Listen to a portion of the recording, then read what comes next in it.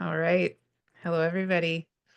My name is Martha Alter Hines, and I'm so happy to be here with Julia Balaz, a beautiful friend, soul sister, fellow astrologer, galactic being.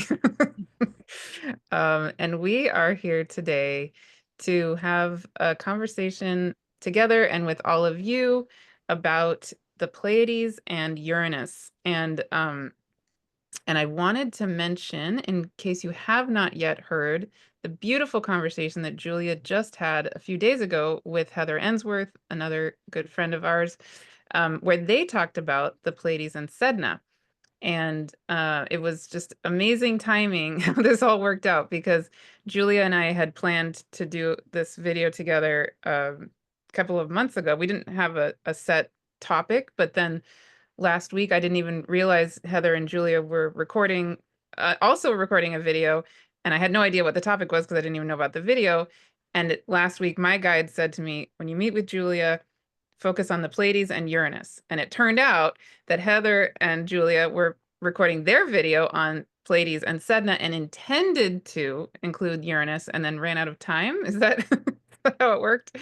Yeah, Yeah, so we it went just with the flow and the Uranus kind of didn't make it there. So it just makes so perfect sense that you felt called to bring that in. Yeah, and there's so much to unpack. So I'm really excited about the topic today. Thank you for holding space for this.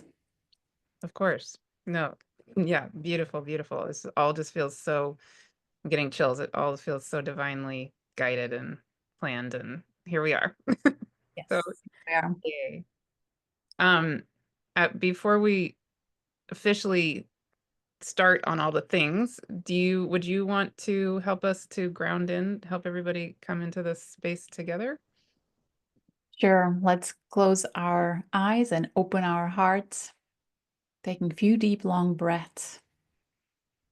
With each exhale, releasing everything and anything of the day and week and months and years, everything that's no longer relevant for the here and now moment as we come together, connecting through the heart space, dropping into the heart space. Let's remember our roots with each next breath, spreading our connection to Mother Earth deeper and wider and stronger than ever before. Let's send her our deepest gratitude for her holding space for all these incredible experiences that we have here collectively on this gem of a planet. Let's welcome and acknowledge all the ancestors that walk the earth before us, feeling their anticipation of the many changes that we are going through, as we are remembering who we really are, where we came from, where we are heading. Feel that beautiful circle growing wide and that magnetic frequency of love holding space for us as we grow into our brilliance, embodying it consciously as it was always there. And with next few deep, long breaths, expanding our awareness through our crown into the space above us, all the way up to galactic core. And some may feel it up, but at the same time inwards. All this is happening inside our being, connecting with the earth and connecting with the galactic core. Inviting in our celestial ancestors.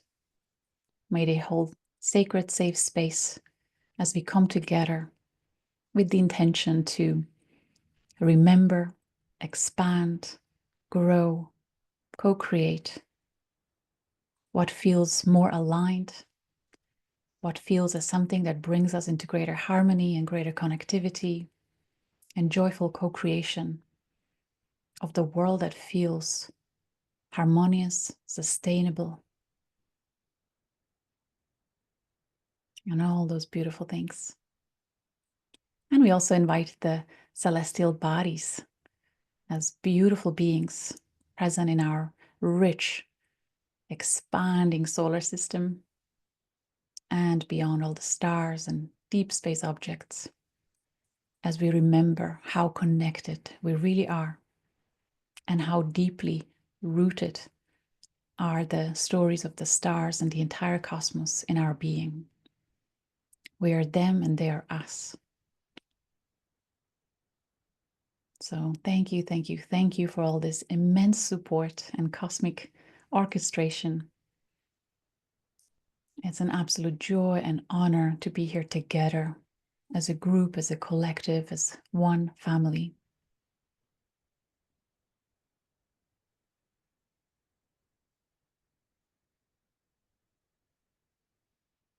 Martha, if you would like to add anything, you're welcome to. I'll just say I'm feeling what I've often been feeling in the last few weeks is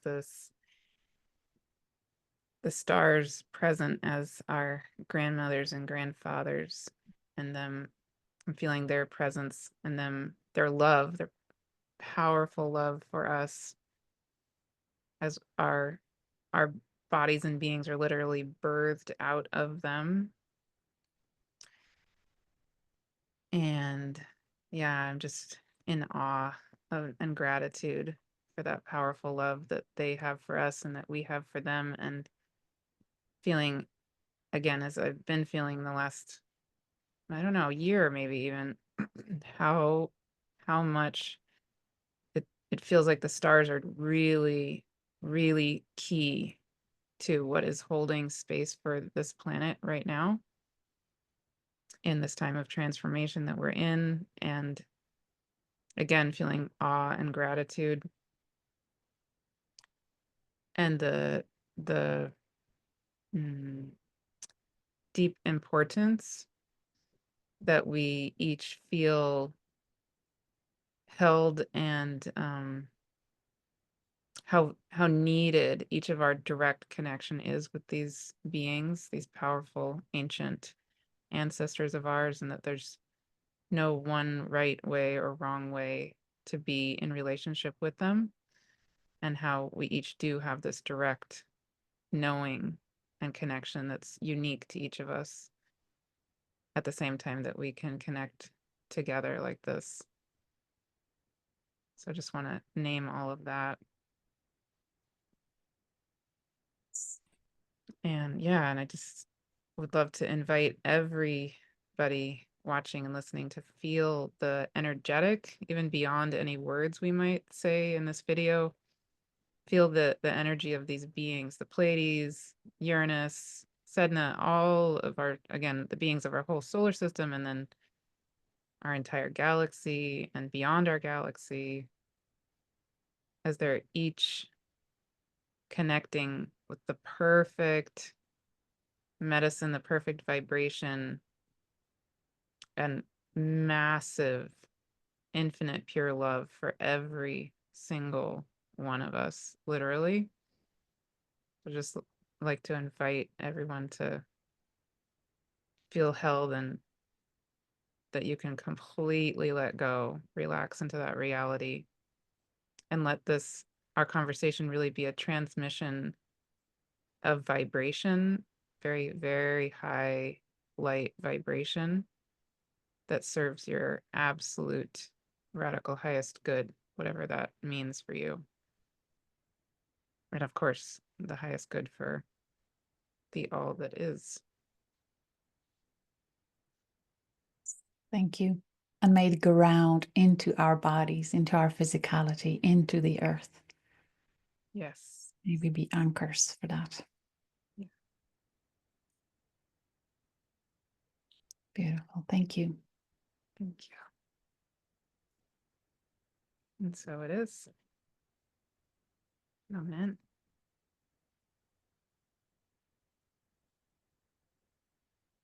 If I Amazing. may, before we go further, two Yeah. things came through as you were speaking, and I may have shared it before, but during the 7 years of the past life regression sessions that I held, there were several experiences, spontaneous recalls of an aspect of our own being, of clients that regressed to their own memories. One there are many cases that where they realized that they were born into their own lineage. They were their own ancestor. Many of us are our own ancestors, and in fact, even all the way to the ancient Atlantis and Lemuria, there are many of us that walked the lineage that we are in now and that planted the seeds of consciousness back then, knowing that we will go through the cycle of forgetting, descension, natural cycle, season, just like winter in our microcosm. And we are now back able to remember the seeds that we planted ourselves into the DNA of our human body that is infinite in terms of how much information it can hold and carry. And we are now nurturing, or actually the planetary cycles and the celestial cycles feel like the nutrients and the water and air and sun that is nurturing the seeds of consciousness that we've planted in our human DNA. And we, as cosmic beings that are returning to Earth to reach that full potential of the beautiful seeds, like flowers that have, with all their mighty force, follow the sun, follow the light, follow Okay, the cosmic order, right? Julia, this is amazing. Because this is wow, wow, wow. Okay. Um, Two things. This is what's been coming through in my channeling lately. Um,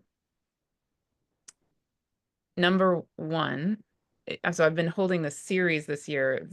I've been channeling the inner mountain beings.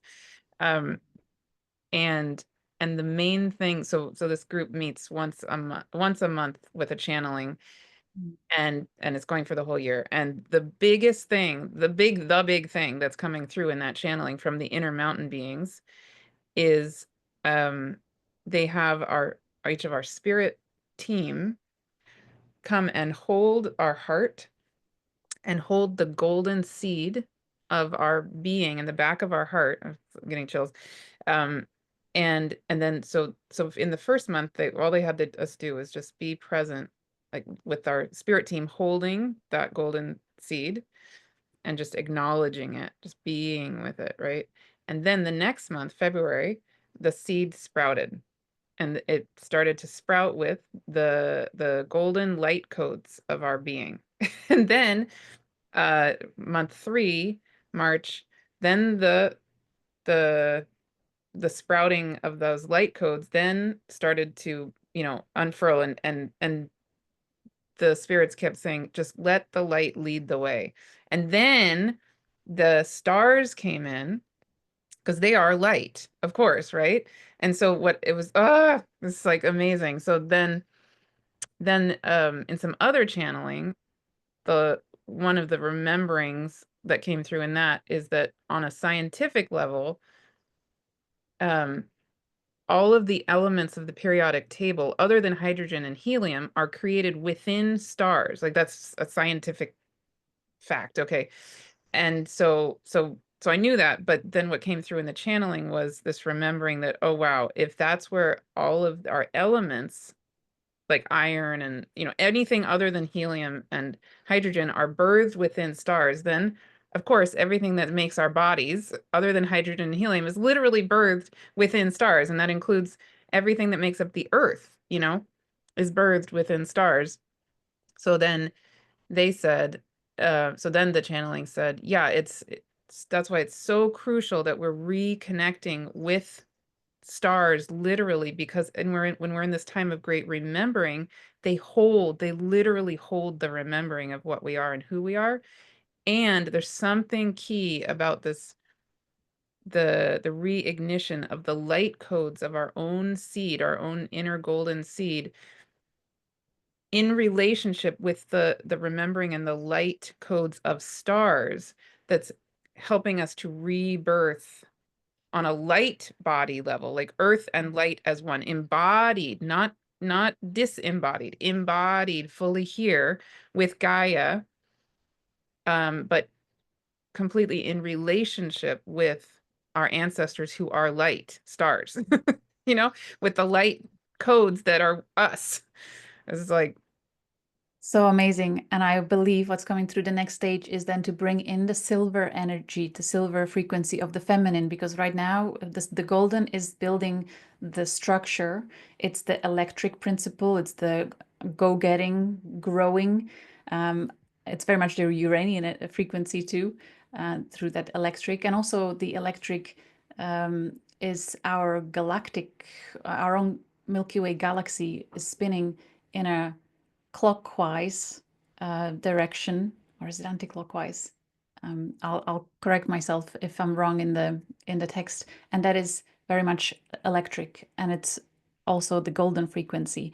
When I once was shown through sacred geometry the cosmic creation, it was all about these lines and structures, and I was like, where is, and it felt very masculine and very gold-like, and I was like, where is the feminine in it? And in the second, the feminine showed itself through moving through all these lines and structures that were created through this golden frequency, through the sacred geometry. The feminine is in it. It's able to move through it because the structure is now there. So perhaps the some of the next coming together in your sessions with your groups will be, okay, now we can bring in the feminine, the love that is moving through the structures that Guess we have what came built. through in month 4? Well, okay, so then the light codes. I don't know how this relates to Uranus and Pleiades, but probably it does somehow because it's what we're talking about. Anyway, in month 4, what has then started coming through is then the inner mountain beings are guiding us to let the light codes um, infuse and open the rose of our heart. I don't know if that's a version of the feminine or not, but it feels feminine to me. Um, yeah, and the love. I mean, pure love, and how can we really be in a dance with the fullness of what our heart really is and the intricacy of all these petals of the rose and anyway, yeah. You know, I was in that practice daily during my college years by total random experience through conversation in a restaurant with my bestie in college where we only talked about metaphysical stuff. And suddenly we attracted this couple who they were doing these weekly meetings. And the practice was about exactly what you said, like being like from the seat at the root of your spine, activating that energy as light moving through you roots and into your hands and then opening up as a flower. And actually the effects of that on my physical reality and on my consciousness were quite profound. I got to a point where I started feeling, sensing reality as very malleable. Things were almost like objects were even disappearing in front of my eyes, and I was able to tap into the non-physical, in the more ethereal spheres. My memory became amazing. I was able to learn stuff in school like instantly and just really started being tapped into a very expansive state of consciousness. But then it got to a point where I was too out of alignment with my immediate environment and I tapped in and seized that practice and lived my life as Mm, a teenager integrated. But it's a very powerful practice. If you keep at it, if you do it daily, it becomes very, very activating. beautiful. Amazing. Yeah. Yeah. So Well, thank you for reminding me of it. I'm going to return to that and start again. yeah. Well, I think the bringing in the feminine actually does tap into a lot of what we wanted to talk about with Uranus and the Pleiades. But before we go there, speaking of channeling, I'm wondering, would you like to start by, I would love to give you an opportunity to share what has been coming through for you with the Pleiades, because it sounds like there's some really powerful, beautiful. Thank you. So I had that beautiful opportunity with Heather Ensort to share some of the frequency of the Pleiades and Sedna coming together and the powerful healing activations that are occurring for so many. And I'm so grateful for all the beautiful comments and stories that people shared of how they are too right now spontaneously going through deep healing of the wounds in relation to their relationship with their father and or parents in general, and how that is helping us to come back deeper into our connection with divine as children of source. And in preparation for this call, I was deeply inspired by Heather Ensworth's conversation with Robert Edward Grant just a few days ago that was released on his channel, where she so eloquently explained how our collective consciousness is um, impacted by the precessional cycle of the ages, the 26,000-year cycle, and how through each zodiac rulership of a cycle, our collective consciousness shifts in terms of how we relate to divine, how we relate to cosmos. And it's reflected through mythology, how mythology shifted over the ages. And in particular, she talked about the age of Taurus, before that preceded the age of Aries, then the age of Pisces that we are just coming out of, and then the age of Aquarius that we are heading into. And so I was reflecting on that today in terms of how the mythology changed through these ages in relation to the Pleiades. And so I would love to share that because I realized how it's already how the shift into the new state of consciousness, new collective perspective on the Pleiades is already starting now as we are shifting into the age of Aquarius. So in the age of Taurus, the Pleiades were revered as a light that was connected to the earthly cycles, and it was very important in the agriculture and the reverence for the great goddess as a frequency, as energy that is blessing the earth if we are honoring her, if we are in connection with her. And I recalled one of the QHHT sessions where the person, my Pleiadian sister actually, regressed to the age of Taurus.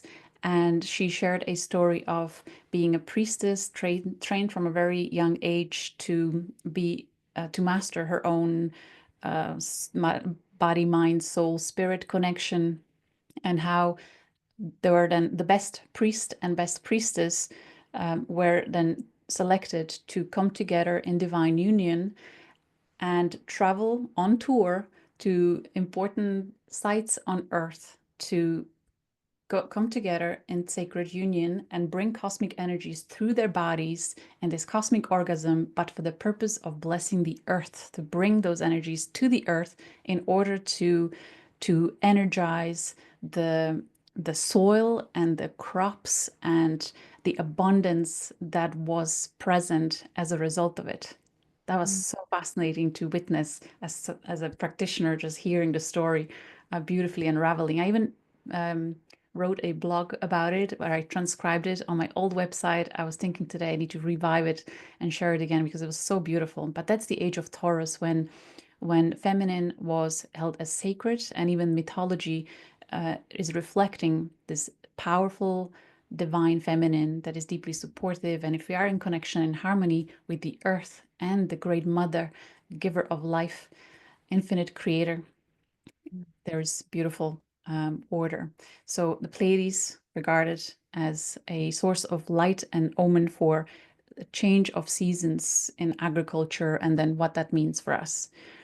In the age of Aries, the Greek mythology shifted, as Heather beautifully explained in that interview with Robert Edward Grant. She was talking about the mythology of Orion. So here I'm tapping into the mythology of Pleiades, of seven sisters that were chased by, because of their beauty, they were chased by Orion, and Zeus out of took pity on them and turned them into stars so that Orion can never get them.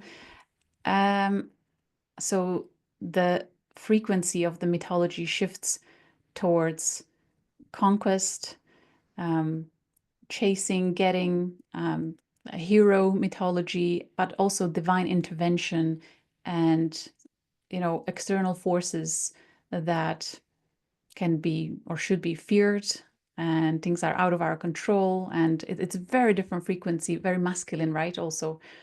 And it's interesting that the age of Taurus is feminine in nature. If you look at the yin yang astrological delineation, and Aries is masculine. So that's how the mythology changed.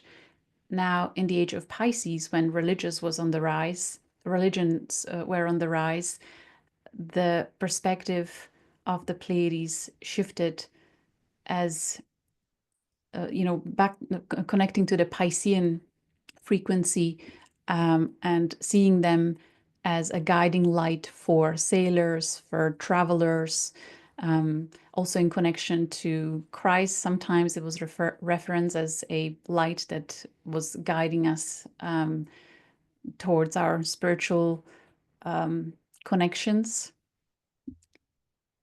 But still, it's very unobtainable. And now in the age of Aquarius, it seems we are shifting towards realizing that the myth, the beings in mythology are not just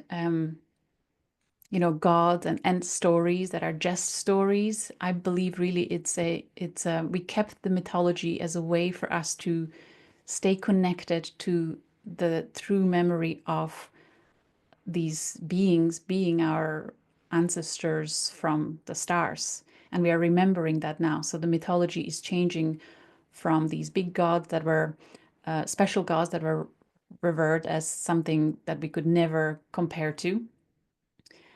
It feels like a perspective of a civilization that is not yet really evolved in really as a child that is looking up to something masterful that, we have so much work to do before we get there, really seeing them as gods.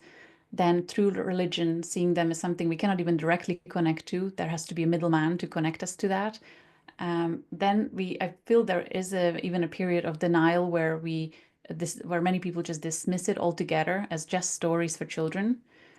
But now we are helping, many of us are helping to come back to remembering the truth that was deeply buried in the subconscious. The subconscious created the stories to help us stay somehow connected to what's important. And now we are realizing that these celestial beings are human extraterrestrial beings, that in fact we are connected to them in many ways. And many humans are spontaneously remembering that actually it's them, that these extraterrestrial beings are them coming either back in time or remembered themselves in the past, as I said, and were born into the same lineage. So they have memories of themselves from the ancient Atlantis when extraterrestrial humans were walking the earth. But if you think about the experience back then, again, as a newly developing human civilization on newly developing planet Earth, in connection to highly advanced civilization and what that experience is like when they try to teach us, but then we weren't necessarily ready. So they were learning through teaching us, we were learning. Then we go through the natural cycle of Earth and the whole solar system of dissension and forgetting. So they kind of had to leave. Then we deal with all the abandonment and disconnection, and then go through the mythology experience that I just described. But now, as we are entering the spring of our 4 seasons that are 26,000 years long altogether, it's time for us to remember who really these beings from this ancient myths are, and how can we connect to them in a more evolved state than before. So now many in our community are realizing, as we are maturing into sovereignty, and sovereignty is the essential word here, we are starting to not put them on a pedestal, the extraterrestrial beings, but rather we are becoming ready to meet them on a level-headed conversation, heart to heart, as brothers and sisters rather than gods. And I think that's such a crucial point on our journey in connection to Pleiades now with Uranus. This entire year from beginning of June or 6th of June, for an entire year, Uranus will be conjunct Pleiades, and it'll be coming back and forth a little bit for a while. But I think that last conjunction with the Pleiades in June 2026, I see that as a powerful opening potential for public disclosure of direct Pleiadian contact. And if not then within that entire 7-year cycle of Uranus in Gemini, where everything will change and history will be rewritten and education will be completely revamped. But I think, isn't that such an opportunity to, because the contact is already happening. There are hundreds of groups of individuals that come together with the intention, with that very frequency that I just described, of a more mature state of consciousness where we come, where we connect through the heart with the extraterrestrial humans that look very much like us. But then could we possibly within the next year get to a point where there'll be news in public media about extraterrestrial human life contact and connection? What do you think about all that? Well, I do think it's really significant that in is it June of 2026, Uranus is going to be squared by the nodes of the moon when Uranus is at 2 degrees of Gemini and the nodes are at 2 of Pisces and Virgo. And Wow. yeah, so Uranus will be still with the Pleiades during when that's happening. And I mean, that's just not, that's very, very, very, very, very, very important. That's like, for me, a central energetic coming up, and especially of 2026. But I'm already kind of feeling us heading in that direction. Like, yeah. So I can't really speak to what you just said exactly, but I do feel like our relationship, something about the energetic of Uranus coming in line with the energetic of the Pleiades. And the Pleiades, unlike many of the other stars and the star systems, the Pleiades really are very, very close to the ecliptic. So Uranus and the Pleiades really will be very, very close in our sky. Um, and yeah, I mean, I think I have things I can say about Uranus and how I can feel what that might feel like, but yeah, just the fact that the nodes of the moon will be squaring Uranus and the Pleiades together, right? Like that it's extra extra highlighted. That's really significant. In order for us to get there to a point where we have open, publicly acknowledged contact with extraterrestrial civilization, we still have such a long way to go in terms of addressing our wounds and fears. And I feel Uranus still going through 29 degrees of Taurus, while already conjunct Pleiades, and especially on June 17th, when it will also square Mars at 29 degrees of Leo. These are such potent energetics where collectively, the 29 degree is pushing us to integrate all the lessons that we were presented with. We really have to look at things if we didn't, and address them and express them and integrate the lessons. So June, mid-June, towards the end of June, will feel So very pressing. so that's where Regulus is also. And so the south node will be on Regulus with the nodes squaring the Pleiades with Uranus on the Pleiades. Yes. Wow. And so to add to that, and thank you so much for bringing Regulus in, because the lunar nodes will be in 23, 24 degrees of Pisces at that time.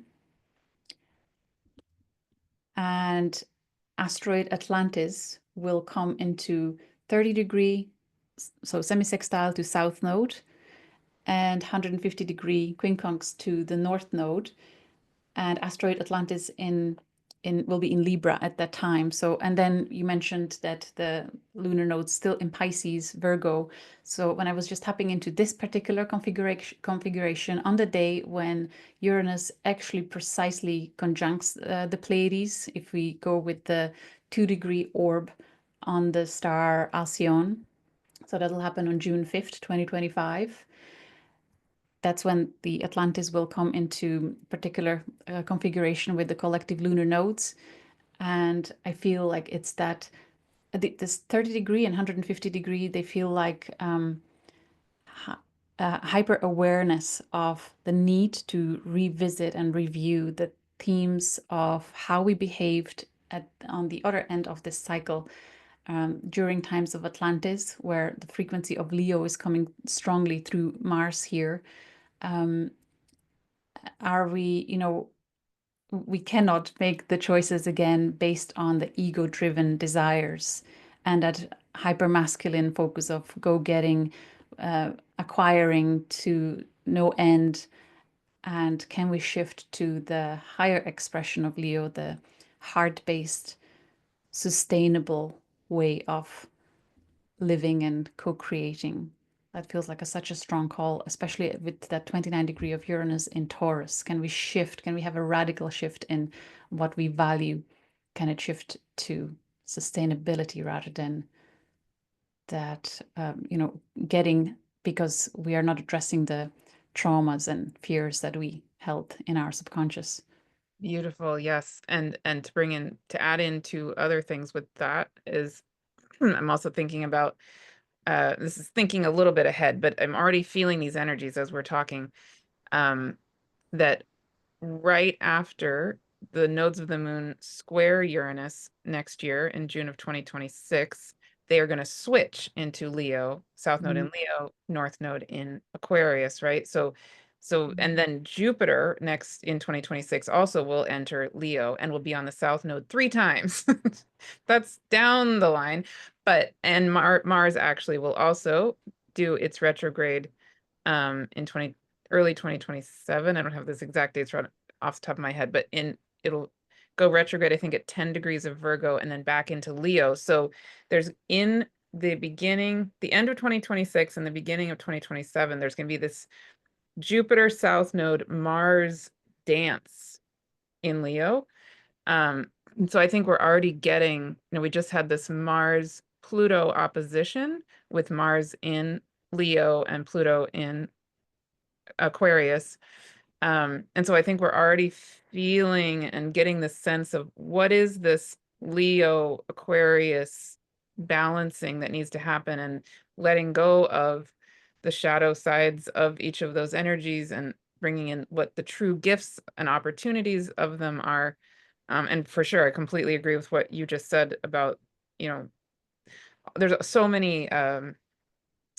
much opportunity there for us to revisit what is our relationship to power, what is our relationship to leadership, et cetera, et cetera, et cetera. And one other thing I just wanted to bring in, even when we're in relationship to these celestial beings, I feel like one way I feel really called to be holding space for myself and for others, to be in relationship, is to let go of a sense that there is a top-down answer, and that there really is this individual opportunity to remember directly with the beings, right? Directly with, really, we are them, they are us kind of a experience. Yeah, to Yes. get back more into friendship and community with it all.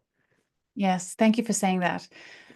Again, reflecting on some of the amazing sessions from remembering the past through the client stories, and in particular, when the person remembered themselves as a being. This particular one was from Auriga Capella, and it was a Mayan culture, and what they went through as highly advanced civilization, delivering high level wisdom to humans, selected few that were able to receive it, and then them foreseeing the future timeline of how that information will be misused, abused, and the suffering that will be the result of that, yet holding onto the thread of a certain few that will maintain the high level frequency of that teaching in secrecy on a sideline all the way through the ages until the current time when it can come back and actually serve the purpose that it was originally intended to. And so if you see yourself, as that highly advanced being that comes to Earth to support the evolution of a collective consciousness that is on planet Earth in our human form, you nurture them, you offer them gifts and tools and information that will help them evolve towards their greater potential. But you kind of have to wait until they go through their own processes and through their own cycles, honoring the universal balance of cycles that are required as part of the evolutionary structure, and now literally waiting for us to heal all the wounding. Because if we and I think this is such a, we need to be hyper focused on addressing any triggers, any emotions. We really need to feel them and really work with the body for the next year more than ever, because it's going to get more and more louder in terms of insanity that'll be out there. Because still we are Lilith is on Shapley this whole time as well in Scorpio, really holding the door to the underworld of our collective unconscious, being like, here, you guys, you were neglecting this all this time, but I'm good. Like, you need to see this. So that's what we're doing. We just need to kind of hold witness to everything that's going on, let it be felt, and it's just leaving, it's just passing through, right? Until we get to that point where, okay, we can now connect with higher or the more advanced civilization from a place of willingness to learn. But it's kind of, I think they're not hoping for a joyful frequency in our heart, rather than, again, putting them on pedestal and feeling almost like clingy, like that needy love, needy, save me, Yeah. teach me, please, because I'm desperate. They will not come while we are in that. So we need to become sovereign, um, almost to the point where we are thinking we're going to be fine even without them. We can do this. And I think that's when they can come, right? Actually, yes, I've been feeling, we keep going on these tangents, but somehow they Yeah. feel important. With the Black Moon Lilith so prominent right now, I've been talking about this in a lot of my videos recently. I completely agree that there's this opportunity, of course, to be letting go of the shadow of, what is power and da da da. And then a flip side of that I've been feeling in my own being so strongly also with the Lilith energy, um, and probably the Pluto and the Mars too, but really I'm feeling it as the dark feminine, is such a strong need for us to fully re-embody true power, our true power. So it's like at the same time that we're letting go of the imbalances of power in ourselves, or I think there's a really strong opportunity to be letting go of perpetrator victim dynamics or even mentality. And we certainly want to be letting go of any relationship with a power over kind of an energy in ourselves and in our relationships, all of that. But the other side of it that I'm feeling really coming into me is also letting go of a default stance of being the feminine who defers, who backs up and hides our power and sort of even forgets about our own power and diminishes ourself.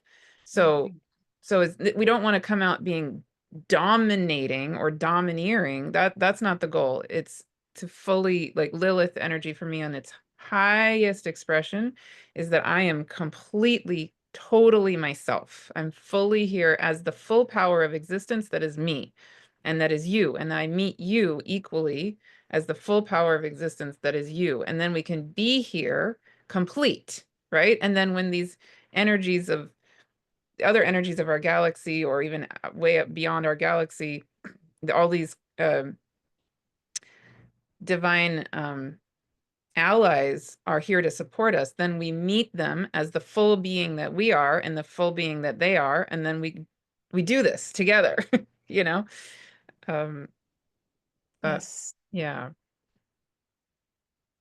Thank you. Let's move to Uranus Yeah. and Yeah. everything that was coming to you in the last couple of days in Yeah. terms of what is coming up. Beautiful. So I was saying, and I've talked about this on previous videos too. So people in my community have probably heard this, but people in your community wouldn't have necessarily. So in my astrology 101 course, and I'm working on a book this year, hopefully finish this year, about I bring in the science of the planets and help us be in our own relationship with the planets while being aware of the science of them, including their moons. So most of the planets, Oh, other than Mercury and Venus have moons, right? And we don't tend to know about them or talk about them. But when we bring them in, it's so amazing. So I just want to show everybody a few of the slides from my astrology class when we were focusing on Uranus.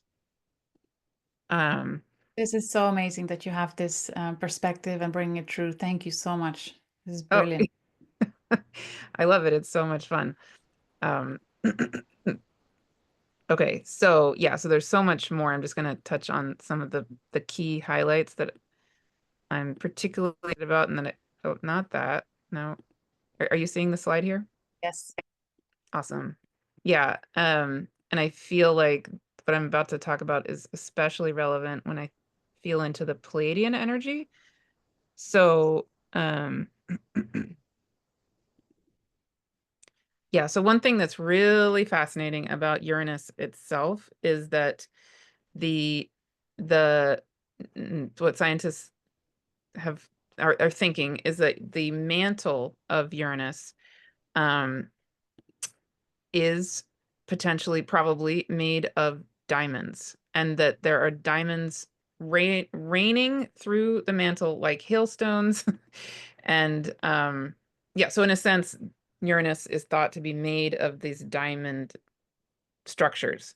Okay, which is really, really interesting to me when we think about the association of Uranus with lightning and with electricity and all of that is like this ability for Uranus on a physical level, maybe to be like like a very easy conduit of energetics, right? And then one thing that I don't know if people know, hang on, also about Uranus is that it um where is that picture?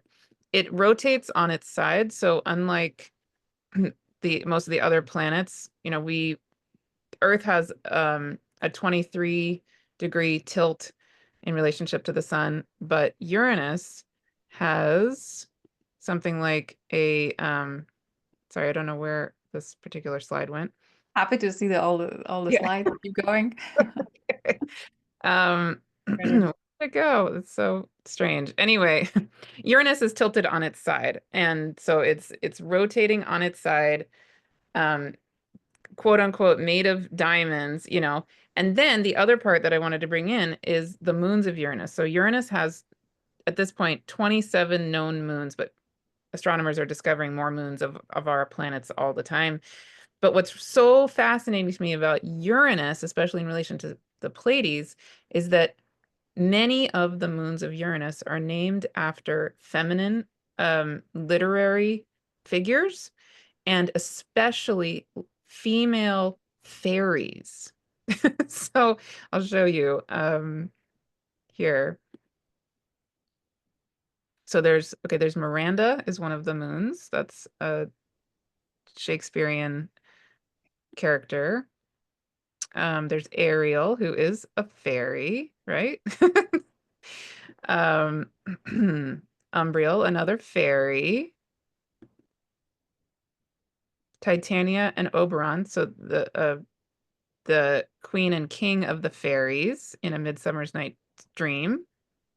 These are the moons of Uranus. Like what?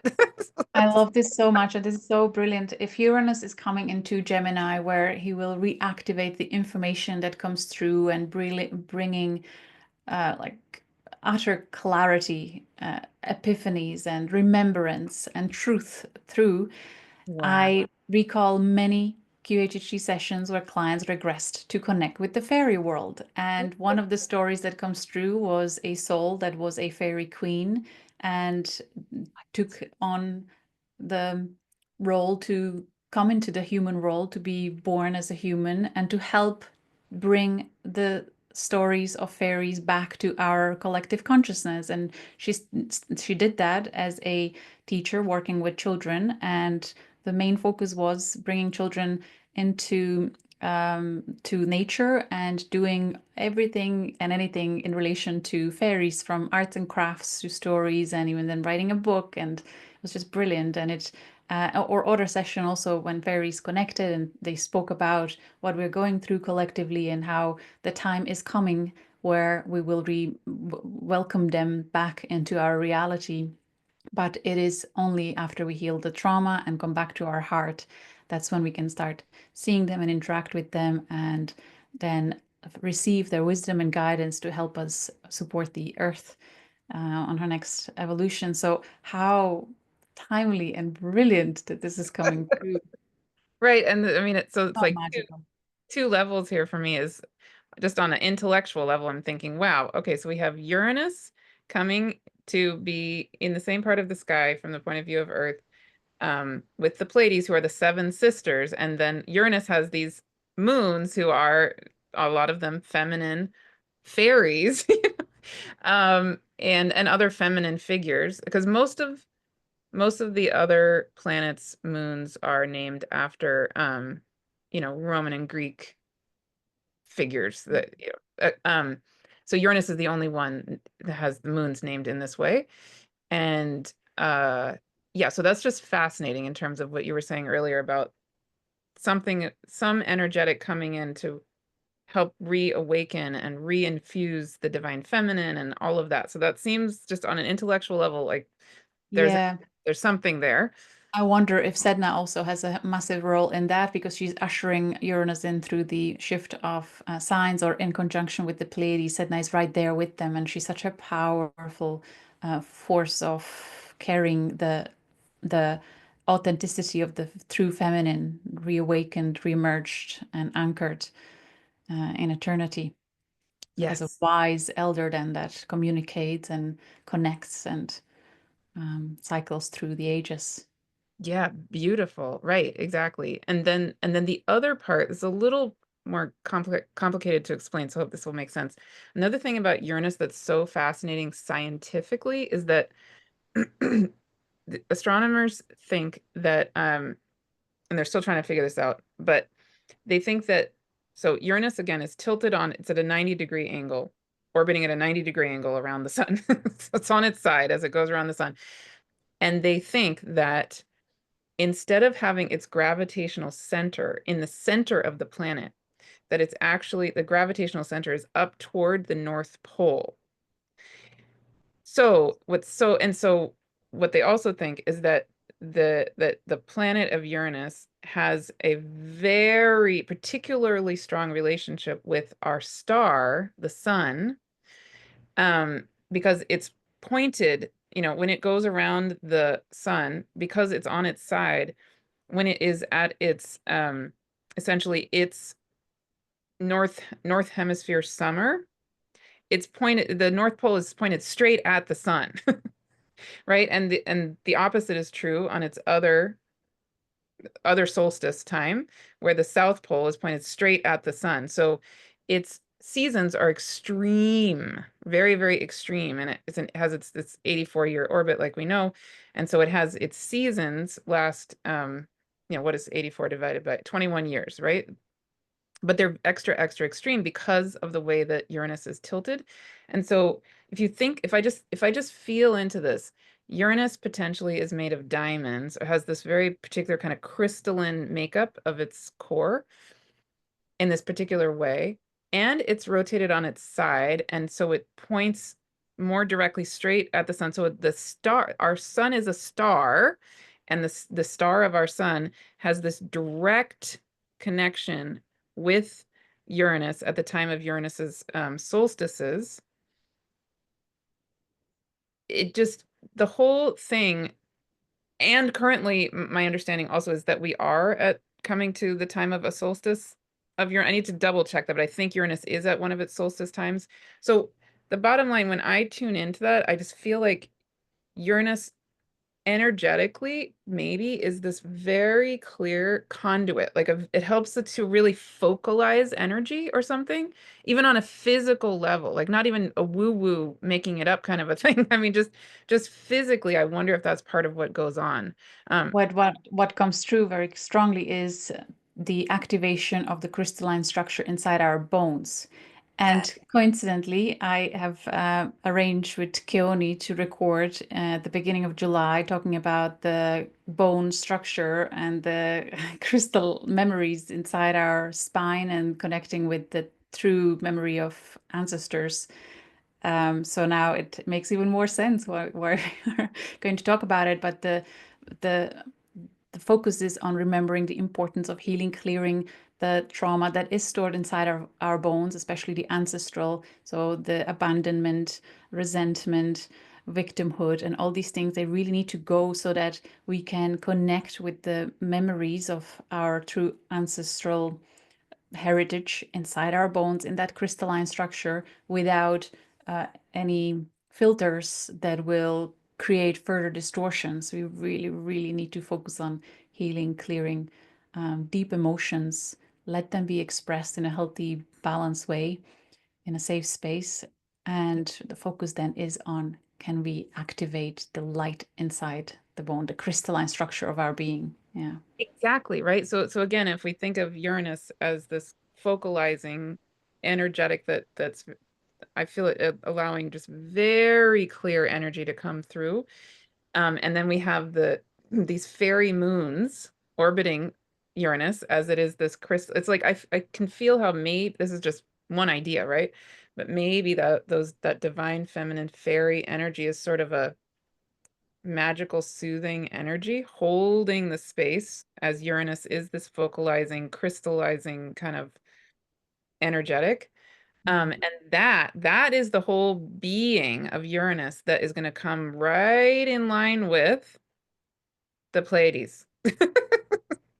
And then the Pleiades, to me, the energetic of them, this blue light, that it also, the Pleiadian energy to me is similar in a lot of ways to the energy I feel with Uranus. This personally, I experienced the Pleiades as also a kind of crystalline blue light with incredibly high vibration frequency. And I would love to hear it just, before we close, what it feels like to you. But if I imagine that Uranian energy coming right in line with that Palladian light energy and Uranus helping to focalize, because of course Uranus is way, way closer to us. So Uranus is between us and the Pleiades. And maybe the Uranian energy is holding like almost like a prism for the Palladian energy to just go straight through, straight like right to us in a sense or Yes. something. Yeah, and there is no it's no way to stop it. It's going to come through and it'll activate that crystalline information in our skeletal system And Gaia very and Gaia, powerfully. And if it's happening to us, of course, it's happening to Earth the first and crystalline, foremost. yeah, the crystalline core of Gaia too, right? And how that I could just feel how that might just align straight with her. I mean, it's aligning straight with us, which means it's aligning straight with her. Um, and then what So is that? imagine what that does, because if you think of anyone that was traumatized and in a state of victimhood, in a way with blinds on their eyes, um, just almost passive. And then this Uranian cycle comes through, add Pluto and Mars to it, and Lilith, and suddenly you just the world, you're changed person from one moment to the next, and you just go, whoa, no more. You access that powerful frequency in you, and everything changes. So if Earth is getting into that experience herself, we will possibly likely see the ripple wave of cataclysmic events, praying for everyone safety. But on a micro and macrocosm, this is a very powerful ripple effect where hopefully many more people will start embodying their true sovereign, powerful but not overpowering uh, nature, right? Yes, and this is helping me realize even as we've had the Pluto Mars opposition with Black Moon Lilith, they're squaring both of them, and that new moon we just had in Taurus, right, creating a grand cross. Um, all these energies feel like maybe they're helping to prepare us, like really it's feeling extra, extra, extra crucial that we do release um any any power imbalances in our own being, right? In our own self. And I think it gets very easy to focus outward and focus, not that the things outside don't matter. They absolutely are very, very upsetting and they do definitely matter. But for me, I feel called to bring it back here. How can I be releasing? How can I be shifting? Because I do think those energies of the Uranus with the Pleiades and lots of other energies happening are so powerful and so strong. I can feel, yes, how they could be radically empowering, radically aligning. And if a person isn't in balance and isn't grounded, deeply grounded and clear, it could really throw people off. Thank you for saying that.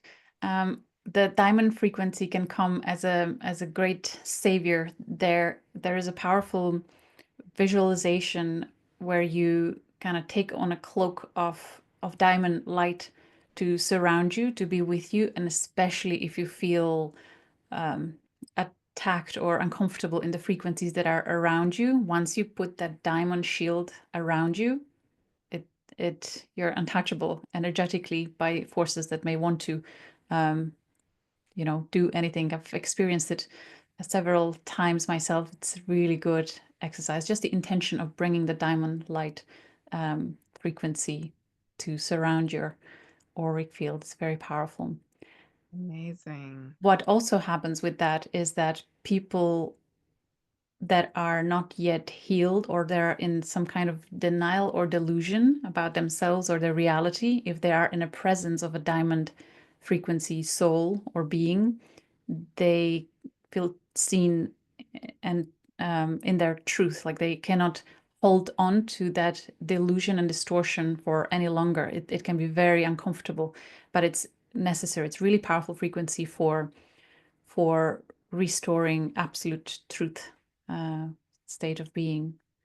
And it would be interesting to look at the generation of diamond souls that were born within the last decade, I think, or even maybe a little bit earlier, to see where Uranus was. What's the Uranus position of these children? Was there maybe a conjunction with Sun at some point or something? It would be worth exploring. You know. Yeah, beautiful. Um, Before we close, I would just love, is there anything else you want to say about I mean, you have a very powerful personal relationship with the Pleiades.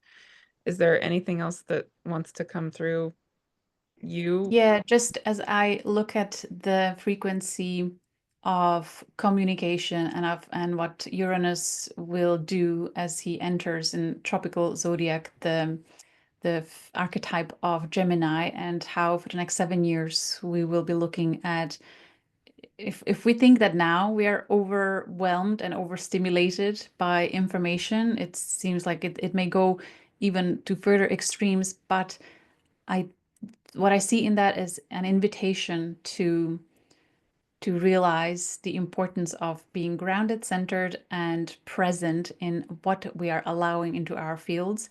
When I recall one of my Pleiadian incarnations in Pleiades, it was in connection to working with the what we would see or call the internet interface. And I happened to be there at a time when we were only establishing a connection between passing and sharing information between multiple planetary systems from multiple star systems. Like there was a time where it was for the first time that suddenly we had a physical way of communicating and sharing information between multiple nations, between multiple systems. And what that was like is what I hold in my memory, and it feels very accurate, or like an echo of what we are going through now. We suddenly are able to share massive amount of information between many different nations, gazillion different perspectives, and what that's like, what that feels like. Because recalling it from the Pleiadian time, we too went through a stage where it was really tempting and exciting to look at everything. You really want to know about this nation and that nation and what their history is like and what their history is like. So there was like a physical interface of what we call internet, that is used by now many nations, that I believe comes from the Pleiades.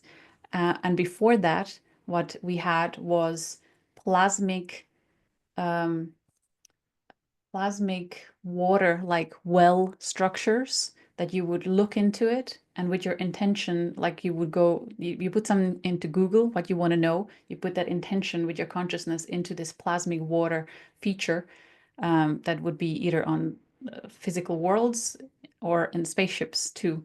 And I even had some clients spontaneously regressing to that, and that's how I remembered it. So you would look into it and you would see past, present, future, whatever you want to know or need to know. It's like a quantum field. So previously it was this plasmic. And then for physical human beings that are like traversing space, they also needed interface of way of communicating data through others. So they too went through that period of overwhelm of suddenly having access to massive amount of data. That's what we are going through here now too. So it's interesting that Uranus is with the Pleiades helping us to evolve through this initial stage of total chaos and craziness and insanity to finding a way to um, integrate the technical possibilities that we have in a way that is not destroying our bodies and souls. How can we learn from the echoes of the same story of our own ancestors, and minimize the time of suffering through not learning these lessons, or not embodying these lessons? Like, can we make it much shorter than extending it for, I don't know, decades and letting it go to the worst case scenarios? Let's not do that. We can go through experiences and epiphanies much quicker. And Uranus has that frequency very much, like quick, suddenly realize like, oh my God, this is it. I'm out of the hypnotic state of temptations and addictions. Like, I'm done with it. And the movie scene of Holiday with Kate Winslet, when she suddenly wakes up from being in love with the wrong guy, she's like, oh my God, I suddenly can access this gumption. It's me, and I have a life to live, and it's going to be aligned with who I really am and what feels good and right. I have clarity. So it feels very much like that. So I feel we have a lot of guidance there from nation that is older than us, that went through very similar stories of everything that we are going through. They've been through it. So if we are willing to listen to our elders, which is something we've forgotten as a civilization, right? The children really don't want to listen to us, but it's because we were traumatized and the stories we were telling were distorted, distracted. So they came to, especially children that are labeled with all kinds of different conditions, whose role really is to come and teach us a higher frequency way of communication. Um, but now, as we're heading into time when we're healing the wounds, reconnecting to our true essence of the light and love embodiment in physical form, then perhaps we can um, hold space for the wisdom and love that is available to us so that we can progress with less pain and suffering than absolutely necessary, if necessary at all. Mhm. Yeah, I'm thinking about the fact that now that Pluto is in Aquarius, of course, Uranus is, if you want to use the word, the ruler, or that doesn't feel good, the wisdom keeper of Pluto, right? And so Uranus, Aquarius. sorry, say it again. Of Aquarius, the wisdom keeper. Aquarius. Yeah. Yeah. Yeah.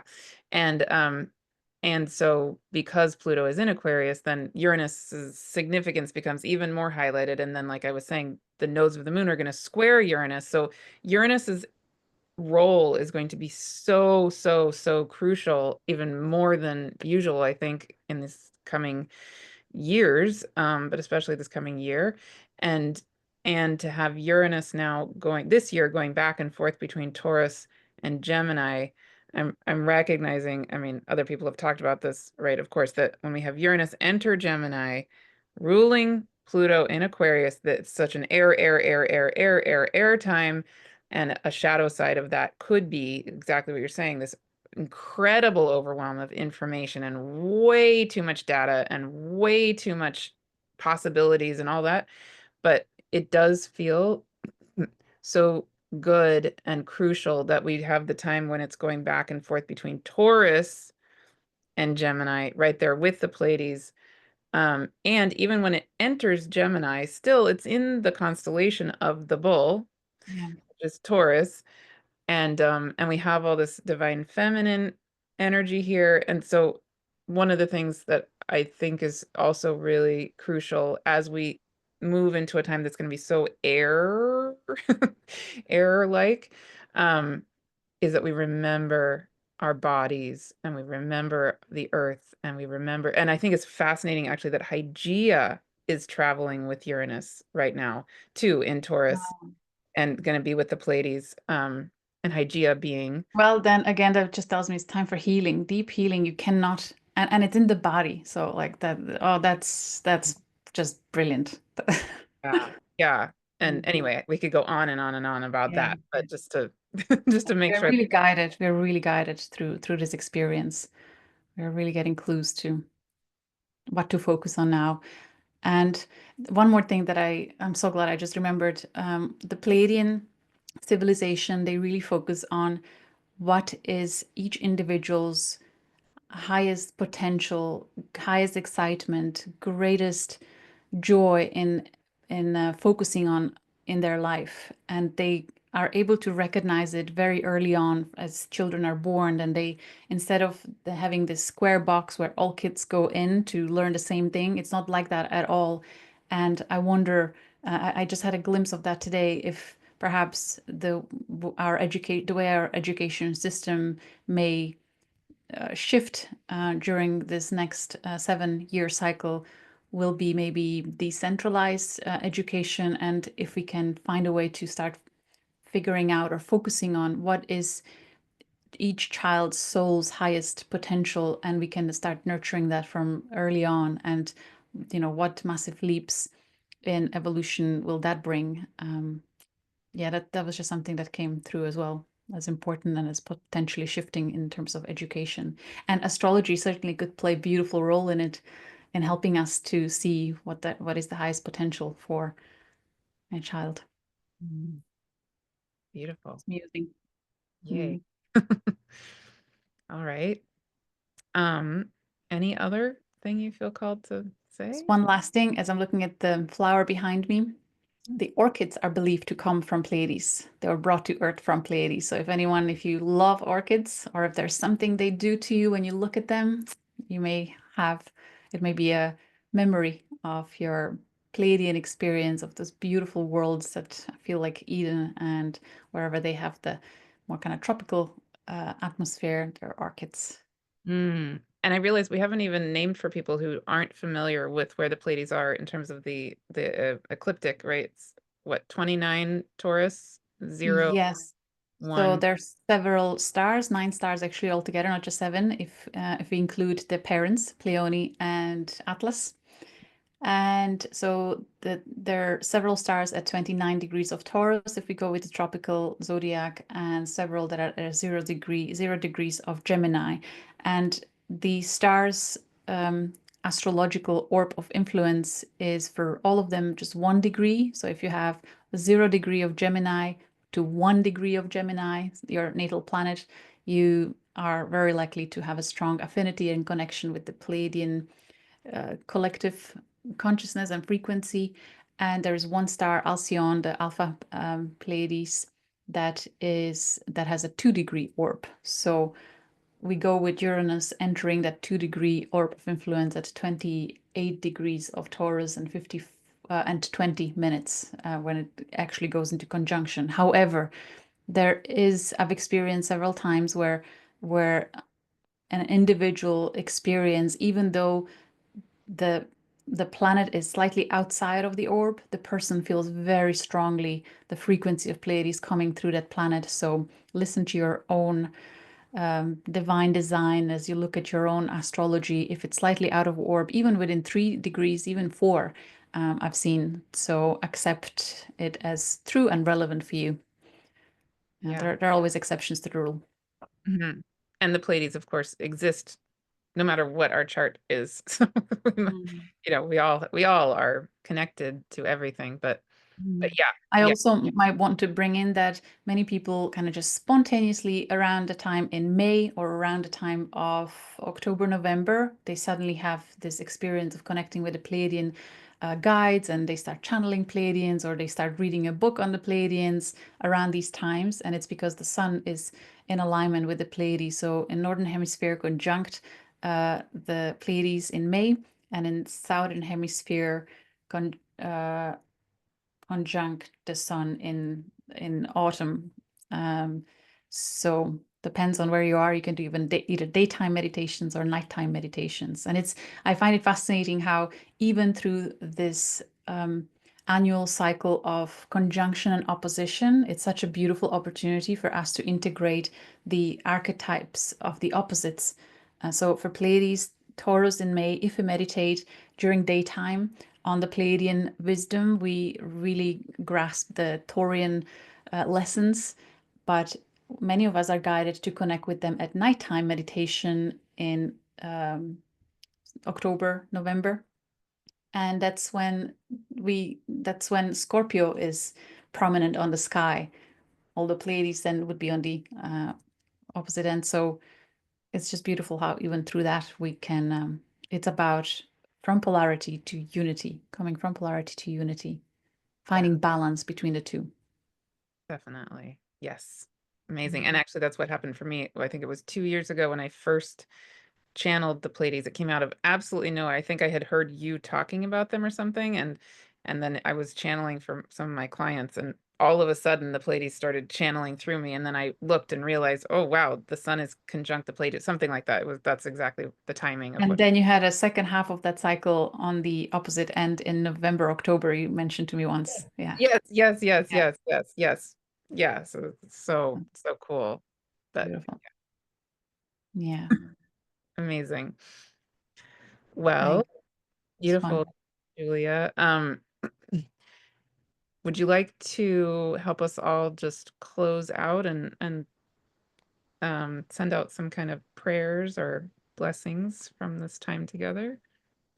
Yes, thank you. May we feel safe as we navigate the turmoil of current times, and may we always know and remember that no matter how loud the insanity will get in the outer reality, may we trust a cycle of evolution and the natural flow of events that needs to unravel in order for the divine design to be fulfilled in the way it always meant to be. May we have absolute faith and trust in order in seeming chaos, and may that carry us through these next months and years.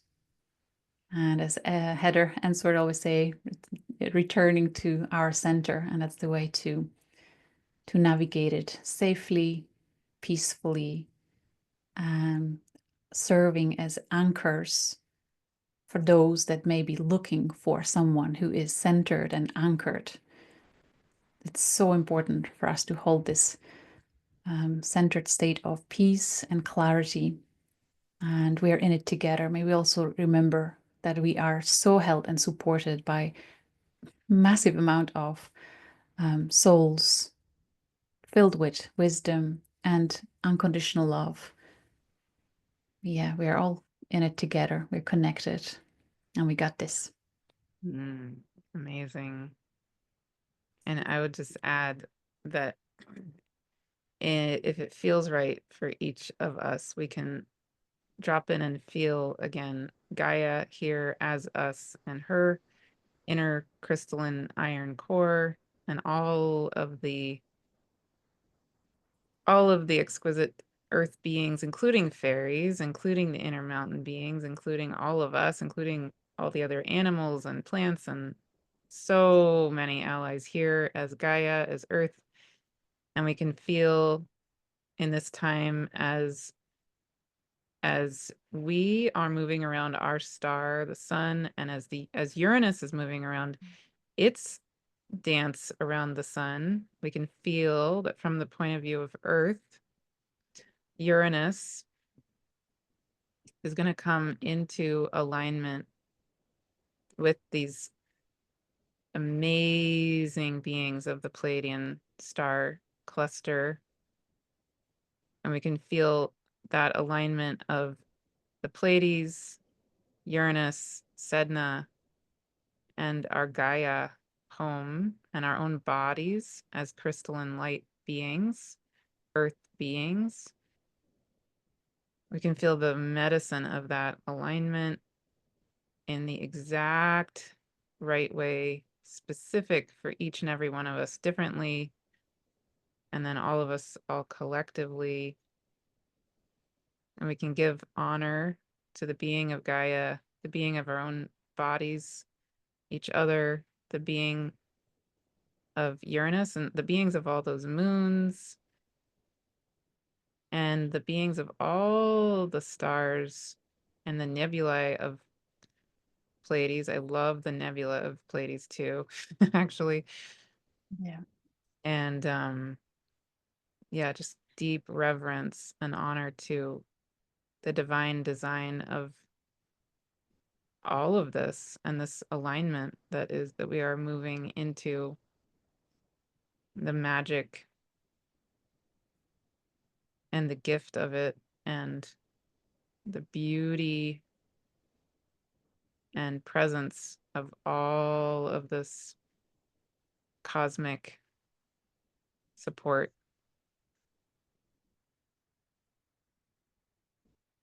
Thank you, thank you, thank you to you, Julia, to all these beings, to everyone joining us here.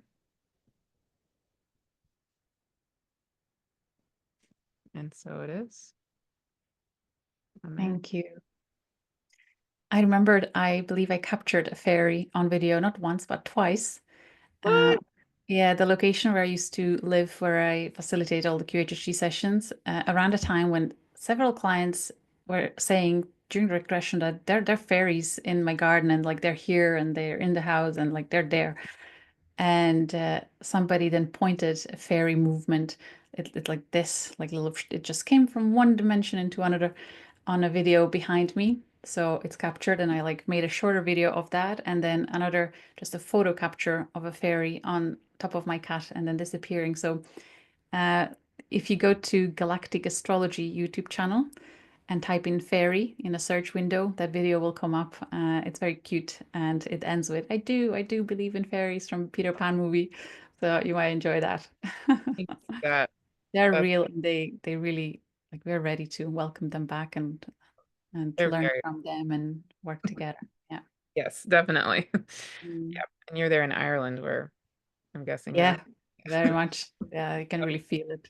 I'm Mhm. going to a Beltane festival here actually this Saturday, so in a couple of days, where there's this massive fire on very sacred land. 3,000 people come together, and the Druids tradition is honored, and it's just very beautiful. So I'm going to be aligning with the intention of helping us to release into the sacred fire all the old um, pains and wounds and aches, to help us restore clarity, let the fire burn through all that past um, craziness, and return us to deep reverence and connection with Earth's wisdom and love. And let's move forward into a Yes, beautiful new era. I think that's exactly it. Fits perfectly with everything I'm feeling called to be and to do. Yes. There we go. Thank you, Marta. So much love to you and to everyone watching and listening. Stay connected. Yes. See you soon. Bye.